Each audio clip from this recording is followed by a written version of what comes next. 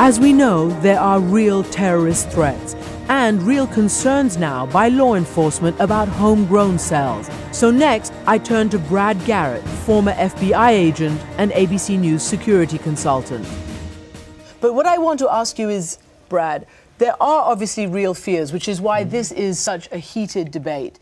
What are the real concerns in terms of security that exist right now? From Director Mueller to Attorney General Holder, they're going to tell you that the biggest problem in this country right now as far as terrorism is concerned is homegrown terrorism. In other words, people that are converting in this country to do bad things to us. And so as a result, the key is how many of those people are out there? Nobody really knows the answer to that. But if we look at this historically since 9/11, the numbers don't support. You're talking about the U.S. Department of Justice has prosecuted a little over 400 people for terrorism or terrorism-related crimes. If you break that down into violence, it's like 130 some odd numbers. So compared to other crime, compared to other issues in this country, it doesn't sort of match up in that regard. And yet, there's been the attempt here at Times Square, Faisal Shahzad, there's been the Fort Hood, there have been all these issues which have caused a lot of fear to a lot of people. And I'm not suggesting that it's not a problem, but I think we do need to keep it in perspective.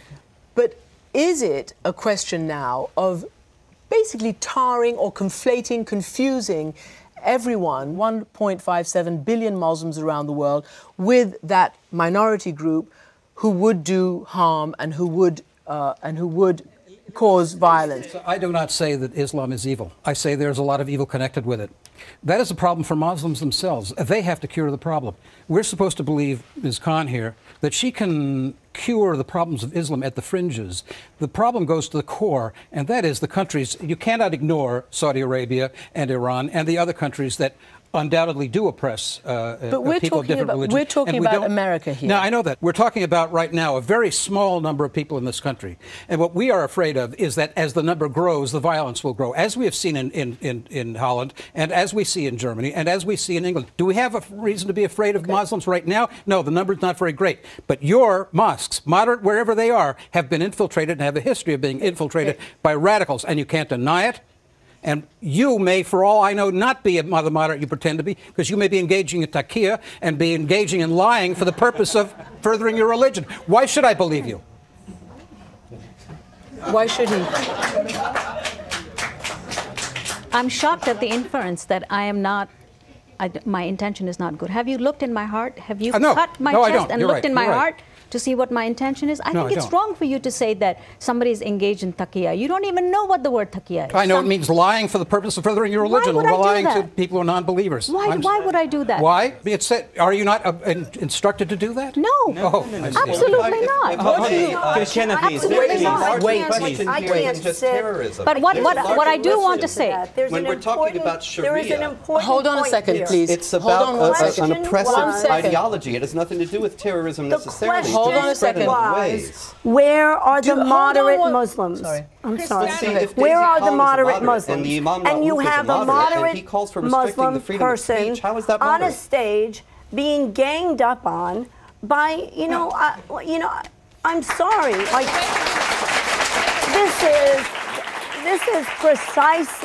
this is precisely America's issue. The question, though, is, from what I'm hearing from you, do you think Daisy Khan is Al-Qaeda? No, I didn't say that. I didn't say that. I never said such a thing. You're distorting what I said. I'm asking you because you are attributing to her. I said I do not know, and I cannot know. I cannot know what is in her heart. She's correct. Okay. But on the other hand, I do know that there is a great deal of dissembling, disinformation in order to promote the religion. Well, first of all, I think that if we have to create a counter against extremism, it's Muslims who have to lead that. And it has to be Muslims like myself and people in the audience and around the country, but with the assistance of people of other faiths and other persuasions. And we have to run an interference. I'll give an example of this. Terry Jones was about to burn the Quran. And who ran the interference? It was the evangelical community against their own, because they said, you do not represent Christianity, and you are not going to sit and go to this place and tell them that they can't establish a mosque, and you're not going to sit and talk to this imam because we said so. this is what we Muslims want to do, but you have tied our hands.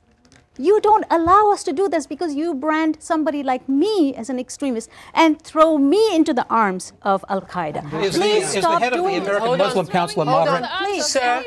You are sitting here at ABC TV. You've got a great job. You have freedom. Nobody's throwing you anywhere. Your rights are protected.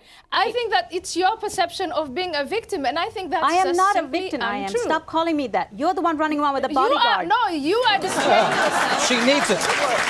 And I have. She needs it. And why is that? Why is she running around? Why do you think that is? Sir, for the record. Yes. My life is under threat. Yeah, we all are. Anybody, anybody in public life, check with the police in a department. free society, has nuts that threaten their lives. Check with the police department. My husband's life is under threat. We do not walk around with bodyguards because we love this country. We don't walk around with big bodyguards. You don't have to. You don't have to run because we don't want to use taxpayers' money. You don't have to walk around with a bodyguard because this city is one of the most tolerant cities in the world. And that's why I'm a proud American, a proud New Yorker, and I want to rebuild New York. Look, that was Gary Bauer, former Republican presidential candidate and keynote speaker at the recent Value Voters Summit in Washington. At the Values Voters Summit, Mr. Bauer, you said, and you were talking about Islam and you were talking about violence, you said just a couple of weeks ago, the cause of this violence, you said, is an Islamic culture that keeps hundreds of millions of people right on the edge of murder and mayhem 24 hours a day. Yes. Hundreds of millions of Muslims on the verge of murder? Well, of mayhem. I said murder and mayhem. Right. Okay. Look. But is that what you think? Do you remember a number of years? But is that what you think? If I'll answer the question, if you will permit me. I'm sitting next to you. Am I going to murder you? Why don't you let him finish the question? 10 years ago, 20 years ago, an artist here in New York took a crucifix and submerged it in a vat of urine and called it Piss Christ. Christians did not riot. There were not terror cells formed of Christians wanting to blow up artists in New York. If the foolish pastor in Florida had burned the Koran, that would not have been the cause of the violence. That would have been the excuse for the violence.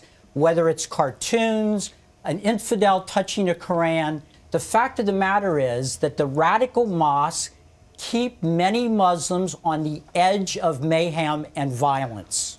My question about the Islamic Center that Daisy and her husband wanted to build is the opposition to it.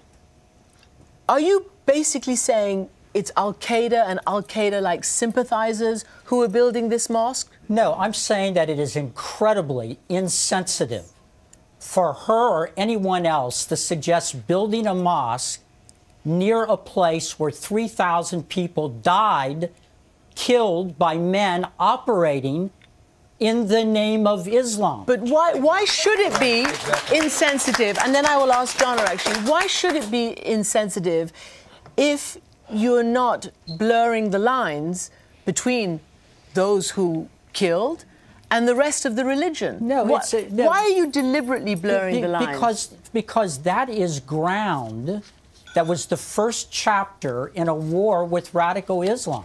At this very moment, Christiana, the reality that we all face is that there are evil men that worship death, that want to bring to us a day much worse than the morning of 9/11. But where should this center be built?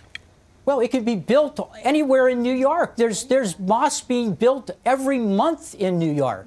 There are many more mosques in New York today than there were on the morning of 9/11. Here we turn to the story of Imam Osama Balul, 900 miles away from Manhattan in Murfreesboro, Tennessee.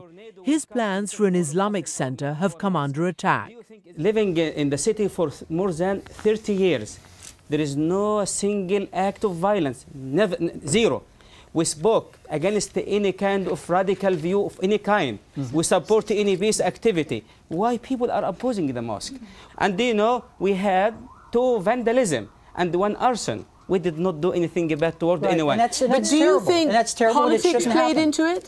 Do you think political rhetoric played into it? We are not politicians.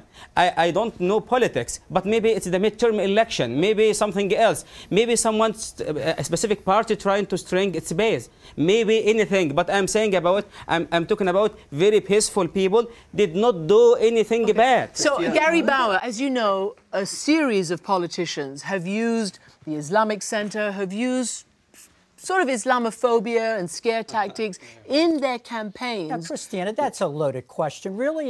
People are using a fear of Muslims for their political purposes? People are talking the same kind of thing. Really? Yes. Well, that's what, I mean, that's what he believes. You know, I would suggest to you that Muslims are using these sorts of victimhood cards for their political purposes. We are not. But my question is, do you take any, after some of the loaded things that have been said, and we can play you any number of tapes, Mr. Bauer, do you take any responsibility at all for instance, what happened in Murfreesboro? Are you serious? Absolutely not. I have never encouraged violence. I condemn violence. You don't think the rhetoric sort of lays the groundwork for others who might feel... Christiana, no, I'm asking you. Well, I'm answering you. Do you think the rhetoric in mosque have anything to do with Jewish graves being desecrated, with Jews being beaten in the streets of Europe, with synagogues being firebombed?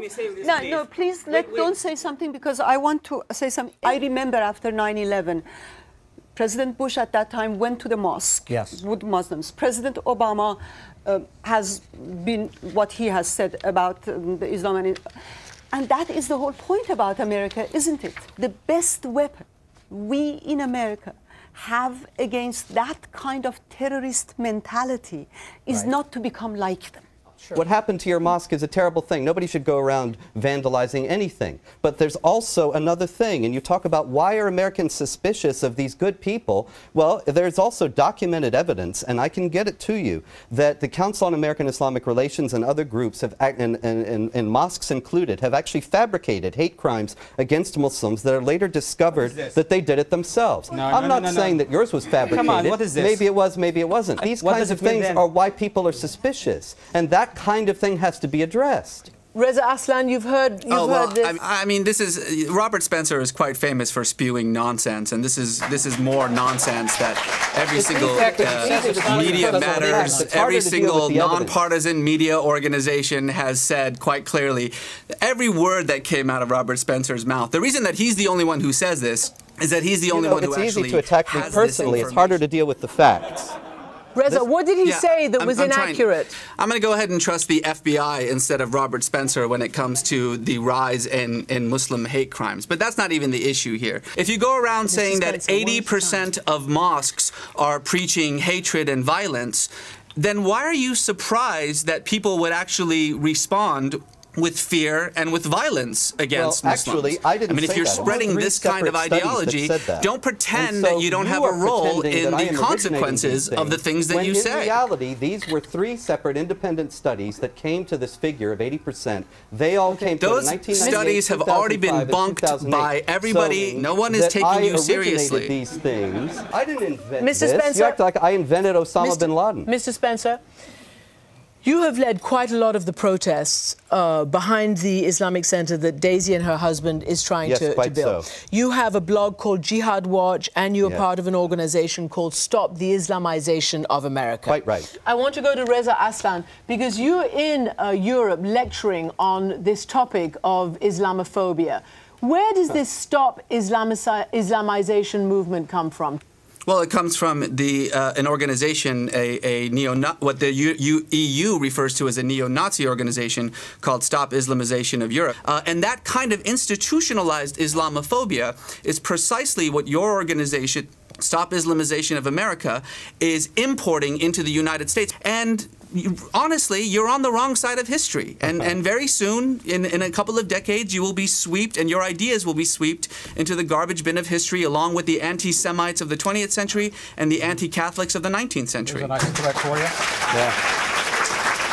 here again, Reza Aslan is displacing responsibility and trying to act as if this is something that I am doing that is illegitimate or something that I have created. When actually, you look at the writings of 20th century Muslim Brotherhood theorists and people like Maududi in Pakistan, the founder of Jamaat-e-Islami, he says non-Muslims have absolutely no right to wield the reins of power in any part of God's earth, and if they do, it is the believer's responsibility to dislodge them from that power by any means possible.